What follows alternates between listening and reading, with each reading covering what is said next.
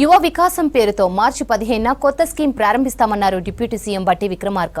స్వయం ఉపాధిని ప్రోత్సహించడమే లక్ష్యమని చెప్పారు.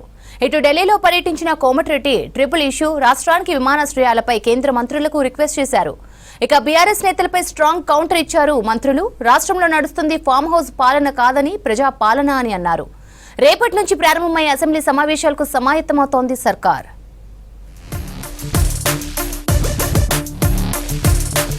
రాజీవ్ యువ వికాసం పేరుతో మార్చి 15న కొత్త స్కీమ్ ప్రారంభిస్తామని ప్రకటించారు డిప్యూటీ సీఎం బట్టి విక్రమార్క.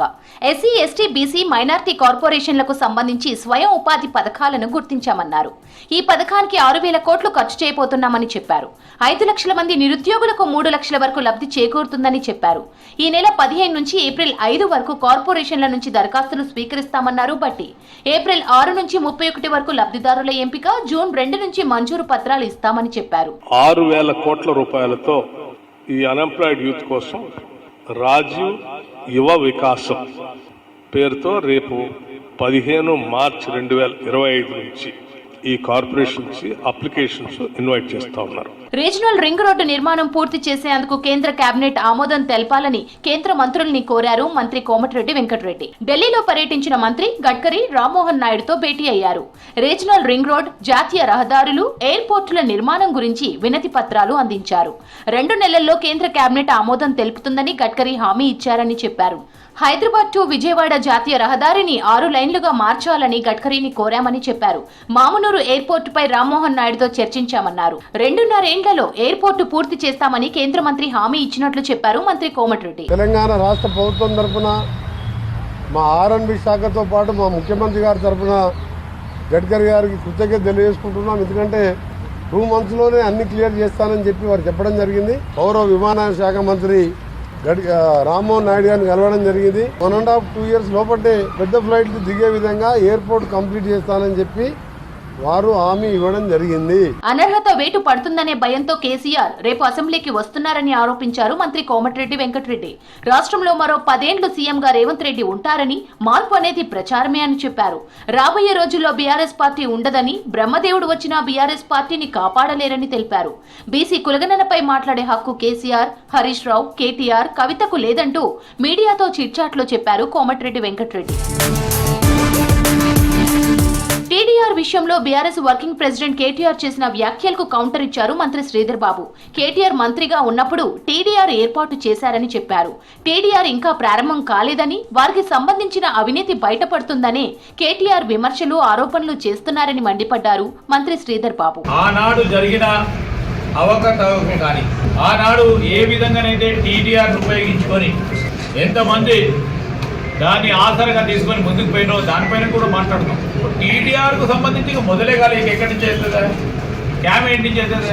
వ్యవసాయ యాంత్రీకరణలో చిన్న, సన్నకారు రైతులకు ప్రాధాన్యత ఇవ్వాలన్నారు మంత్రి తుమ్మల నాగేశ్వరరావు. ప్రస్తుతం రాష్ట్రంలో నెలకొన్న నీటి ఎద్దడిని తట్టుకోవడానికి రైతులు తీసుకోవాల్సిన యాజమాన్య పద్ధతులను సైంటిస్టులు వివరించారు. హైదరాబాద్ రైతు నేస్తం కార్యక్రమంలో భాగంగా రైతులు, ఆఫీసర్లతో మాట్లాడారు మంత్రి తుమ్మల నాగేశ్వరరావు. కార్యక్రమంలో రాజేంద్రనగర్ వ్యవసాయ యూనివర్సిటీ సైంటిస్టులు పాల్గొన్నారు.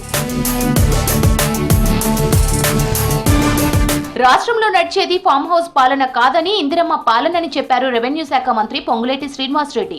ఇచ్చిన హామీలను ఒక్కొక్కటిగా అమలు చేస్తున్నామని తెలిపారు. ఖమ్మం జిల్లా వైరా మండల పరిధిలోని పుణ్యపురంలో ఇందిరమ్మ ఇండ్లకు భూమి పూజ చేశారు మంత్రి. ప్రతిపక్ష నేతలు ప్రభుత్వంపై బురద జల్లే పని చేస్తున్నారని మండిపడ్డారు. ప్రతిపక్షంలో ఉండి విమర్శించాలని విమర్శిస్తున్నారే తప్ప ఈ ప్రభుత్వం చేసే మంచి కార్యక్రమాలు పొగడకపోయారు.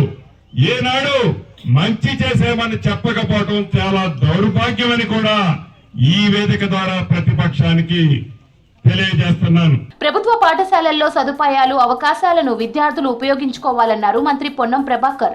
సిద్దిపేట జిల్లా కోహెడ మండలం బస్వాపూర్ ప్రభుత్వ ఉన్నత పాఠశాలలో కంప్యూటర్ ల్యాబ్ ను జిల్లా కలెక్టర్ తో కలిసి ప్రారంభించారు. పాఠశాలలో సమస్యల గురించి విద్యార్థులను అడిగి తెలుసుకున్నారు పొన్నం. బయట బస్సులు బంద్ అయ్యి పిల్లలంతా ఇక్కడ చదివితే 2 రూములు 4 రూములు మళ్ళీ అకాడమిక్ స్టార్టింగ్ వరకు కట్టిస్తాం.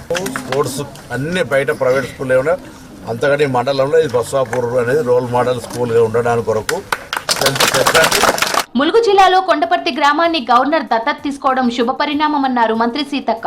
మారుమూల ప్రాంత మహిళలు వ్యాపారవేత్తలుగా ఎదిగేందుకు మిర్చి, పసుపు తయారు చేసే మిషనరీలు గవర్నర్ సహకారంతో అందించామని చెప్పారు. గ్రామంలో ప్రతి కుటుంబానికి ఇండ్లు కట్టిస్తామన్నారు సీతక్క. ములుగు జిల్లాలో పర్యటించిన గవర్నర్ కు ఘన స్వాగతం పలికారు. వివిధ అభివృద్ధి పనులకు శంకుస్థాపన చేశారు. కారపొడి అవి తయారు చేసుకోవడానికి కూడా ఆదాయం పెరగడం ఒక అవకాశంగా ఉంటది కాబట్టి దాన్ని ఉపయోగించుకోవాలని కూడా వారు చెప్పడం జరిగింది. కాబట్టి అవకాశాలు కల్పిస్తే తప్పకుండా ఎక్కడి నుంచైనా మనం ఎదగగలుగుతాం. మెదక్ జిల్లాలో ప్రతి అసెంబ్లీ నియోజకవర్గంలో అభివృద్ధి పనుల కోసం ప్రభుత్వం స్పెషల్ డెవలప్మెంట్ ఫండ్ కేటాయిస్తుందన్నారు మంత్రి కొండా సురేఖ.